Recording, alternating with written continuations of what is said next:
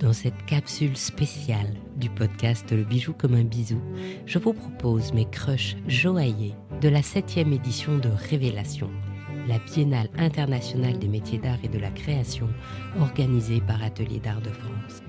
Sous les verrières du Grand Palais, tout juste réouvert, j'ai tendu mon micro à des créateurs joailliers extraordinaires qui vous raconteront les bijoux créés spécialement à cette occasion, leur savoir-faire exceptionnel, leur technique artisanale, leurs matières précieuses et l'inspiration qui les anime. Au milieu des 45 000 visiteurs, j'ai capté des instants uniques, des voix passionnées et des récits vibrants autour du bijou contemporain, de la joaillerie d'art et de l'innovation dans ces métiers d'art.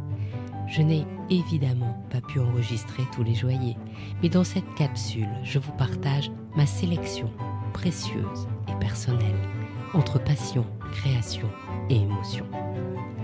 Bienvenue dans l'esprit des grandes expositions et belle écoute de mes creux joailliers au cœur de Révélation.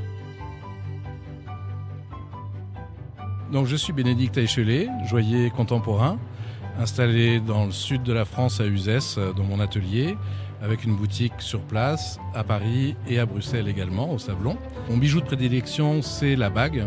La grande chance de ma vie, c'est d'avoir créé cette bague d'union.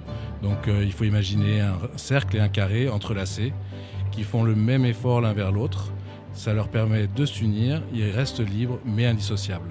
Dans mes classiques, on va dire, il y a aussi la bague cube, donc qui est un cube renversé, qui est pris par un anneau, donc qui semble un peu tomber du ciel sur la main. J'essaye toujours dans mes bijoux d'exprimer une certaine légèreté, un côté joyeux, toujours confortable à porter, parce que le bijou, il fait partie de nous, on doit pouvoir le porter sans réfléchir, mais il va interpeller plutôt par sa forme, par son originalité. Ensuite, j'aime beaucoup les matériaux, les pierres, c'est quelque chose que j'adore, et j'aime toujours trouver des pierres qui sortent un peu de l'ordinaire, une matière qu'on ne va pas retrouver deux fois.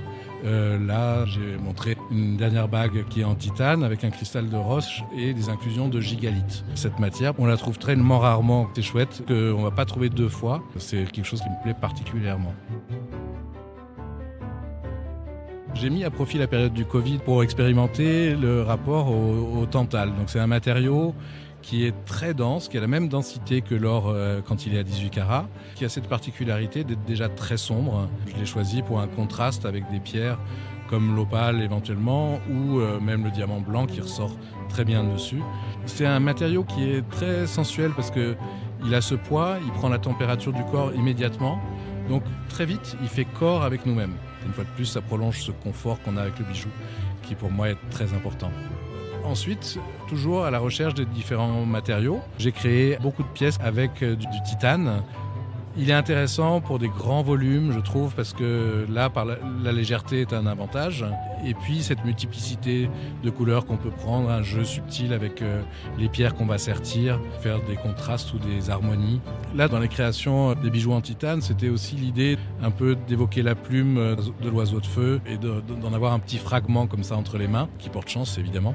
Et donc, il y a une bague qui est en titane, vraiment avec le bleu cyan, et des perles fastées, donc des perles d'eau douce fastées. Donc c'est un fou furieux japonais qui a mis cette technique au point pour faster les perles.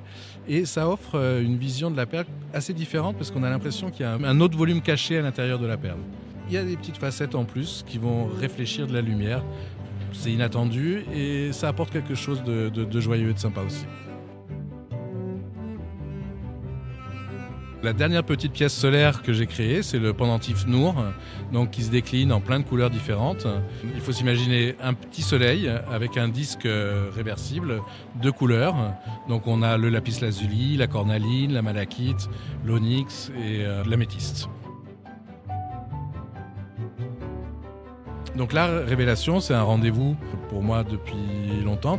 On a la chance d'être au milieu de plein de disciplines des métiers d'art où il y a une diversité fabuleuse et c'est souvent le moment que je choisis pour montrer des nouvelles pièces et puis d'avoir ce contact plus direct avec tout le monde qu'en boutique où c'est d'autres types de temps. Donc là c'est très agréable aussi d'aller vers un public sensible aux métiers d'art et d'avoir un contact vraiment direct. Les pièces qu'on peut voir sur Révélation, une partie sont des pièces uniques, d'autres sont des petites séries, mais c'est toujours très confidentiel. Vous pouvez très facilement me rencontrer sur Bénédicte Aichelet-Joyer sur Instagram.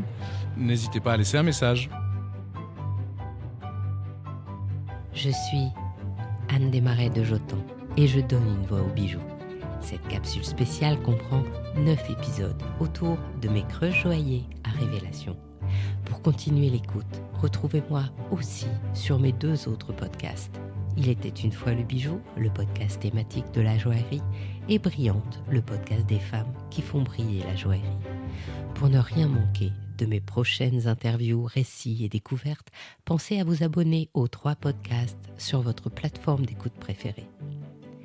Et si cet épisode vous a plu, partagez-le sur vos réseaux sociaux et faites-le découvrir à celles et ceux qui aiment les bijoux, l'artisanat et la création joaillère. Et d'ici là, plein de bisous comme un bijou.